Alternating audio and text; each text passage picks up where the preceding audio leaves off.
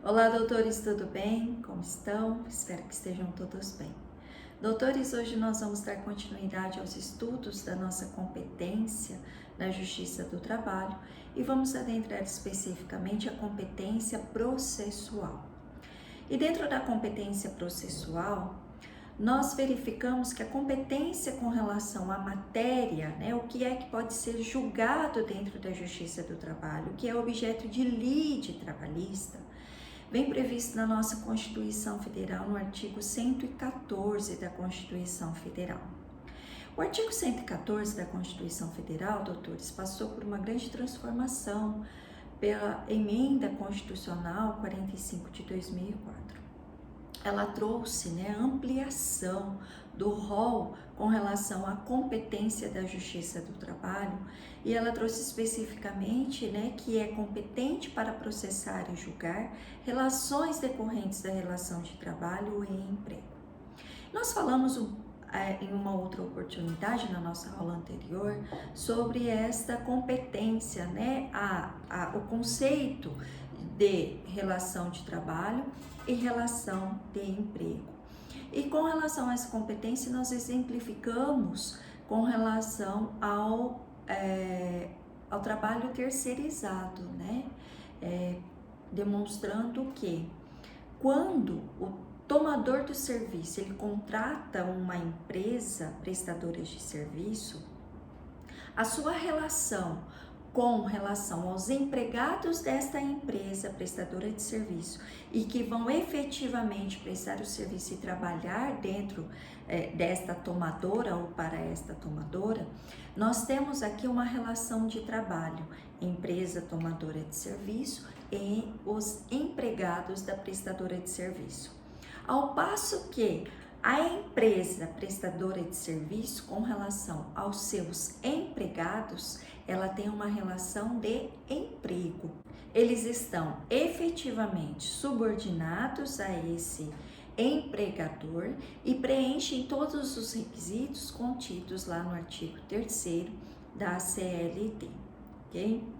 Então, quando nós falamos dessa competência material, é que é competência absoluta da Justiça do Trabalho processar e julgar relações, lides decorrentes de relação de trabalho e emprego. E aqui nós já fazemos uma observação com relação à pessoa funcionalidade, As lides objeto desta justiça, desses processos trabalhistas, doutores, ela está relacionada aqui à verificação dos requisitos contidos lá no artigo 3º da CLT e aqui abrangidos, também quando eventualmente constatada essa relação de trabalho. E isso implica dizer também que estão excluídos da Justiça do Trabalho, ou seja, não é competência da Justiça do Trabalho, julgar lides decorrentes de relações que não sejam regidas pela CLT, como no caso os servidores estatutários, Todo servidor que for estatutário, a sua competência, no local competente para processar e julgar qualquer lide decorrente desta relação de trabalho entre servidor e o ente, tomador daquele serviço, ele é da competência especificamente da Justiça Comum para os servidores públicos, municipais e estaduais e Justiça Federal para os servidores federais. Tudo bem? Então, aqui estão excluídas qualquer outro tipo de relação laboral que não seja regida pela CLT. Tudo bem? A outra observação que nós temos que destacar aqui, que é muito importante para as relações laborais, é com relação à territorialidade. Qual é a vara, qual a localidade da vara competente para processar e julgar a minha lide? A regra, doutores, vem expressa lá no artigo 651 da CLT, no seu caput, onde ela me traz como regra geral o quê? A localidade da última prestação de serviço. Então, a vara do trabalho, o foro competente para processar e julgar a reclamatória é da localidade da última prestação de serviço. Mas como boa regra que o caput traz, nós temos as exceções contidas nos parágrafos 1º, 2º e 3º. E observem que estas exceções estão relacionadas à condição do trabalho, à forma desta prestação de serviço, tá? A denominação, né, especificamente da função, ou seja, está relacionada à funcionalidade, o exercício profissional a que esse empregado está condicionado, está submetido, tudo bem? Então, nós temos o que? Como regras expostas no caput do artigo 651, a regra é que o foro competente para processar e julgar é o local da última prestação de serviço. As exceções contidas nos parágrafos 1º, 2º e 3º, né, ou seja, as excepcionalidades aí contida esta regra, nós temos, primeiro, com relação ao vendedor, né, em que ele fica condicionado aí, né, restrito ao local da prestação o serviço, seja ao local em que ele está vinculado à sede ou à sucursal, especificamente que ele esteja vinculado, ou se não houver vara do trabalho na localidade, o foro do seu domicílio, tudo bem?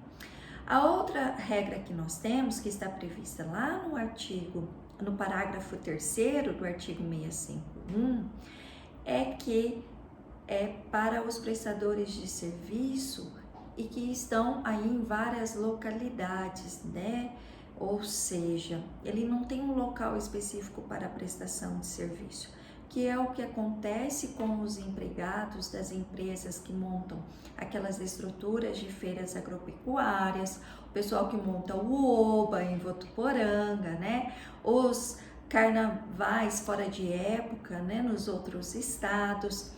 Então, esse pessoal que trabalha, esses empregados que trabalham nessas empresas responsáveis por esse tipo de prestação de serviço, eles poderiam ajuizar, né, em qualquer uma das localidades, eles seguem a regra aí da última prestação de serviço ou qualquer uma das localidades em que ele esteja,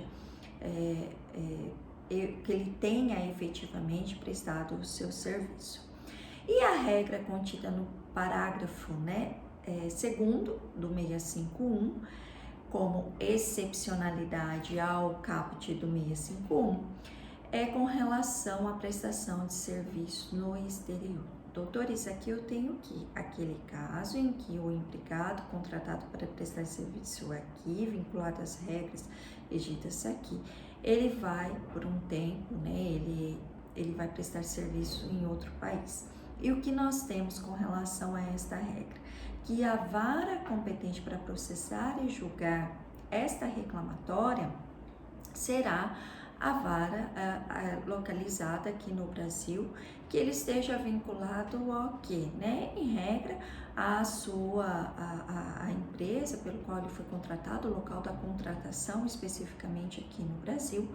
E quais regras eu vou aplicar? Eu vou aplicar a regra da localidade da prestação de serviço ou então a regra aqui do Brasil, se ela for mais benéfica. Considerando esta última observação como lei mais benéfica, nós já sabemos que em regra nós temos o que? Uma lei laboral, uma lei trabalhista, né, dentro do nosso país, que ela é sim mais benéfica em relação ao empregado, em detrimento aí a outros países, tudo bem? A aplicação da legislação do país em que foi efetivamente prestado o serviço, se houver esta aplicabilidade no processo, então aí esta lei deverá ser traduzida por tradutores juramentados, né, para que seja efetivamente aplicado. Com isso, nós conseguimos entender, quando nós falamos, né, se houver a implantação da Justiça do Trabalho na localidade, os processos serão imediatamente remetidos a este foro competente, conforme nós falamos na aula passada. Por quê? Porque às vezes na localidade específica não há vara do trabalho, há aplicação aí de uma jurisdição do juiz de direito investido na jurisdição trabalhista, e tão logo seja emitida, né, ou criada efetivamente a Justiça do Trabalho na localidade, esse processo que tramita lá pela Justiça Comum, ele vai ser imediatamente remetido para a Justiça competente, ok? Então, e quando nós falamos, né, da regra, que há uma competência, uma regra, né, e a competência vem descrita com relação à matéria constitucionalmente dentro da nossa Constituição, e nós temos a questão da territorialidade dentro da nossa CLT.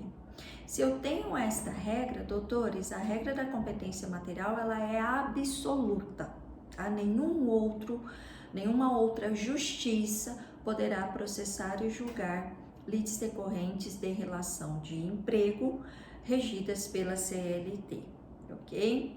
Assim como, né, a Justiça do Trabalho não vai julgar lides que não sejam da sua competência, tá?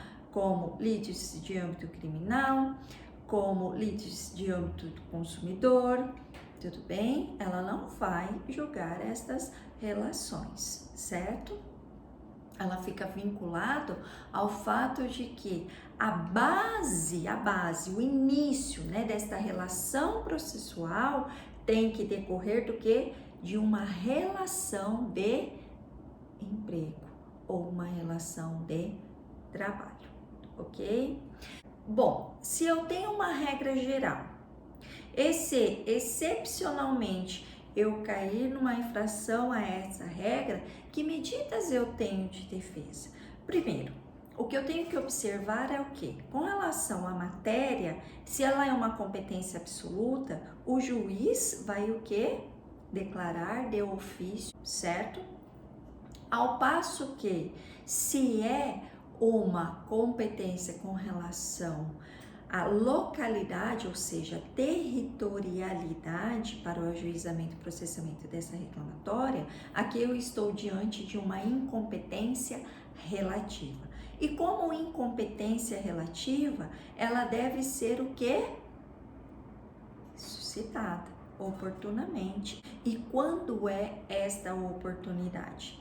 Esta oportunidade se dá pelas regras, né, previstas lá no caput do artigo 800 e seus incisos, que a parte, uma vez notificada, e aqui eu faço mais uma observação, que eu acredito que vocês já devem ter se atentado, de que em nenhum momento eu falei de citação inicial no processo trabalhista.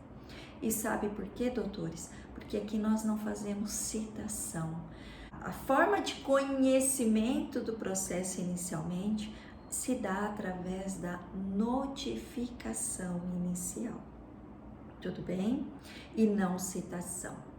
A citação no processo trabalhista, nós só utilizamos esse termo, citação, no momento da execução da reclamação trabalhista, ou seja, já foi todo o processo de conhecimento e estou na fase de execução do crédito, tudo bem?